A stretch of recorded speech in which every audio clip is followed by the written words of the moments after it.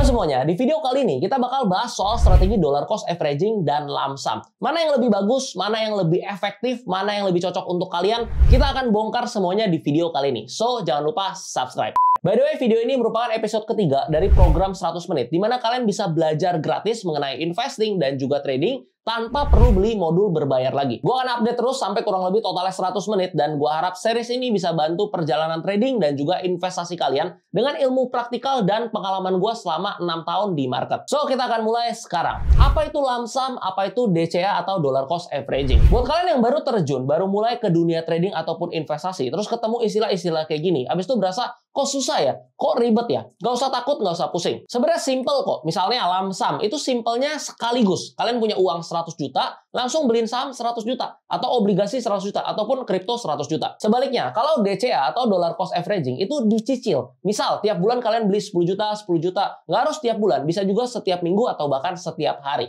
Itu namanya strategi dollar cost averaging. Simple kan? Terus lump sum sama DCA bagusan yang mana? Di aset kelas tertentu, lump sum akan selalu menang. Contoh, di deposito, di reksadana pasar uang, di obligasi yang drawdown-nya hampir nol, lump sum pasti menang dan outperform DCA. Tapi di aset tertentu, khususnya high risk aset yang sangat volatile, jika kita lump sum di timing yang nggak tepat, kita bisa kena floating loss atau drawdown yang sangat dalam. Yang artinya, secara resiko juga jauh lebih besar. So, kalau aset kelasnya kita udah tahu memang nggak ada drawdown nih, memang low risk aset nih, ya udah nggak usah pusing, punya duit 100 juta, kalau emang mau taruh di sana, ya taruh aja langsung, nggak usah pakai dollar cost averaging. Lalu kita masuk ke kondisi market. Seperti yang kita tahu, market apapun, baik saham, kripto, emas, dan lain-lain, nggak mungkin naik terus satu arah. Pasti ada fase bullishnya, lagi naik, rally terus, tapi ada juga fase koreksi atau fase bearishnya. Nah, di fase bear market, DCA ini always win. Bayangin kalian beli aset A di harga 1000, kalian hajar 100 juta nih. Aset tersebut turun 50%, harganya jadi 500. Ya udah langsung rugi 50 juta, 50%. Tapi dengan DCA, misalnya kita beli di 1000, kita beli di 900, 800, 700, dan seterusnya, kita bisa dapetin yang namanya harga rata-rata. Misal, harga rata-rata kita di 700, lalu harga sekarang 500. Floating loss kita cuma sekitar 28%. Beda jauh banget sama yang 50% kan. Jadi strategi ini juga harus kita sesuaikan kembali dengan marketnya. Biar lebih kebayang, coba kita masuk ke data ya. Ini gue ambil contoh data dari artikel Financial Pool. Di sini nominalnya sama-sama 100 juta. Pas lagi bear market di 2008, IHSG sempat turun 51%. Di sebelah kiri, kalian bisa lihat dengan metode dollar cost averaging, kerugiannya 34%. Dan di sebelah kanan dengan metode lump sum, kerugiannya 51%. Bedanya lumayan jauh ya. Bukan lumayan lagi sih, sangat jauh. Itulah mengapa DCA always win kalau marketnya bearish. Di skenario lain, kalau marketnya lagi bullish, lagi sideways, atau baru mau masuk ke fase bullishnya, lump sum jauh lebih menarik. Karena suatu aset yang kita percaya untuk invest, pasti aset yang bagus dong. Kalau ada aset yang bagus dan yang kita suka, tapi harganya belum naik, justru itu adalah kesempatan yang nggak boleh terlewatkan. Kita mana tahu kalau besok dia naik jadi 20%. Jadi mumpung harganya masih murah, ya lump sum aja nggak masalah. Gue ambil contoh ya, biar gampang, di Bitcoin nih misalnya. Pas Bitcoin ada di harga 50.000 US dollar atau 60.000. Nggak mungkin kita lump sum terus, karena sangat besar resikonya, harganya lagi di pucuk. Bayangin kalau kita lump sum di 60.000, kemarin sempat kan ke 15.000, floating loss kita sampai 75%. Gila banget kan? Sedangkan kalau kita DCA, malah dapat harga rata-rata. Tapi dari awal tahun, karena Bitcoin udah murah dan tahun depan bakal halving, gue udah lump sum 3 kali, di 18.000, 19.000, dan 22.000. Karena ya balik lagi, udah murah, bukan harga pucuk lagi. Jadi kita harus pahami dulu kondisi marketnya di aset kelas tertentu. Sekali lagi, kalau di pucuk, ya jangan lump sum, apalagi all in. Tapi kalau di harga bagus dan kita paham bahwa ini udah murah, lump sum aja nggak masalah. Ini contoh juga dari artikel Financialku, pas kondisi IHSG lagi bullish di 2014, IHSG naik 22%. Dengan metode DCA di sebelah kiri, keuntungannya cuma 8%, jelas lebih kecil daripada lump sum. Karena apa ya? Karena marketnya lagi bullish. Untuk dollar cost averaging, tujuan kita itu untuk dapetin harga rata-ratanya. Jadi semakin banyak frekuensinya, maka akan semakin dekat dengan meannya. Kalau kalian masih bingung nih, kapan harus belinya? Apakah harus pas tanggal gajian atau awal bulan, apa gimana? Tapi pas tanggal gajian lagi tinggi nih harganya, gimana dong? Simpelnya, dollar cost averaging aja per hari. Udah pasti lebih dekat ke meannya. Tapi kalau DCA tiap hari kan repot juga ya. Bisa lupa juga tiap hari harus beli.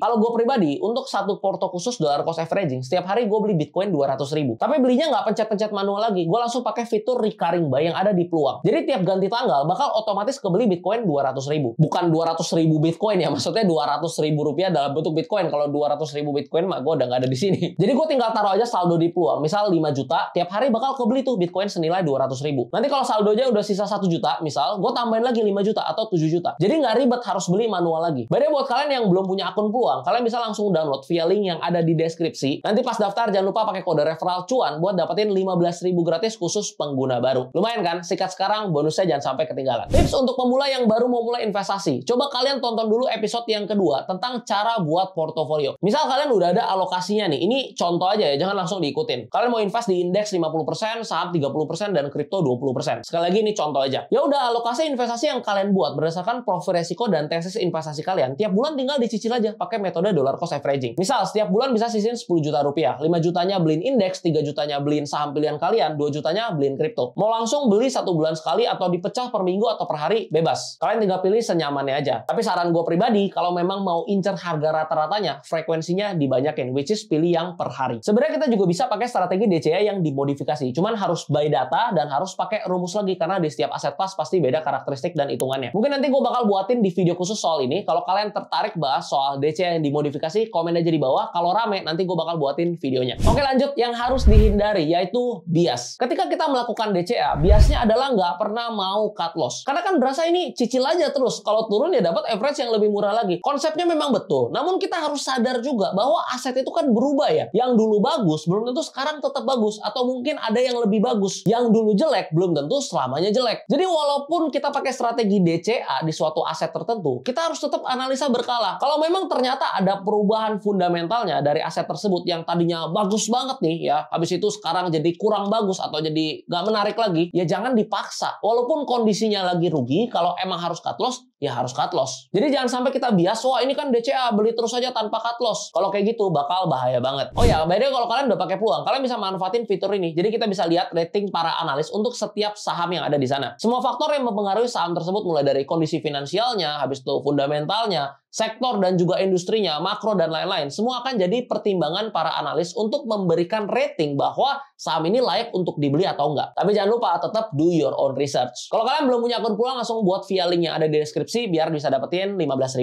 gratis. Oke, lanjut. Strategi apa yang gue pribadi pakai? Karena gue cukup aktif di market dan punya beberapa portofolio, ada yang buat trading, ada yang buat invest juga di berbagai macam aset kelas. Tapi di sini gue cuman bakal bahas yang porto invest aja. Porto invest gue kalau di kripto karena bisa fraksional, gue DCA setiap hari. Sedangkan kalau di saham, gue DCA setiap bulan. Nah, cuman untuk aset tertentu seperti Bitcoin, Apple, BBCA, tiap ada koreksi yang cukup dalam, let's say 3-5%, gue cicil 3 kali lipat lebih besar di hari tersebut. Jadi gue selalu ada cash sekitar 20-30% yang fungsinya buat buy the dip. Jadi misal nih, gue beli Bitcoin setiap hari 500.000. Besoknya Bitcoin turun 5%. Di hari tersebut, gue bakal tambahin lagi beli 1,5 juta. Sama halnya dengan saham, kalau ada turun dalam, gue selalu langsung hajar. Tapi sekali lagi ini berlaku cuma untuk saham dan kripto yang memang jelas dan bagus fundamentalnya ya. Makanya tadi yang gue sebutin ya Bitcoin, Apple, dan BBCA. Kalau di koin micin atau saham gorengan ya metode ini nggak berlaku. Yang ada kalian bisa makin boncos dan rugi makin banyak. Anyway, kalau kalian udah ngerasain market di 2020, harusnya udah paham lamsam itu sangat efektif dipakainya kapan. Pas ada krisis nih, terus terjadi koreksi besar seperti tahun 2020, saham-saham bagus harganya jadi murah banget. Ataupun akhir dari bear market, lamsam jadi sangat efektif. Makanya balik lagi, gue selalu bilang harus bisa analisa sendiri biar punya conviction terhadap suatu aset yang memang kita suka. Jadi pas terjadi koreksi besar, kita berani beli. Contoh nih, misalnya ya, misal Bitcoin besok turun ke 20.000. Yang ngerti, yang paham, pasti serok. Kalau kalian nggak ngerti, pasti malah takut. Karena memang secara naluri, lebih berasa aman kalau misalnya kita beli pas lagi naik, pas lagi hijau, dibanding pas lagi merah dalam. Tapi kalau kalian paham mengenai aset tersebut, justru pas turun, artinya ya diskon. Oke, itu dia mengenai dollar cost averaging dan juga lamsam. Semoga dengan video kali ini, kalian nggak bingung lagi harus ngapain. Kalau masih ada yang kurang jelas, langsung komen aja di bawah. Pasti gue jawabin semuanya. Itu dia episode ketiga Belajar 100 Menit. Jangan lupa subscribe dan nyalain loncengnya, biar nggak ketinggalan episode-episode berikutnya. Oh ya, kalau kalian mau request topik apapun seputar investasi, trading, komen aja di bawah. Kalau menarik, pasti gue buatin videonya. Sampai ketemu di episode berikutnya. Salam cuan.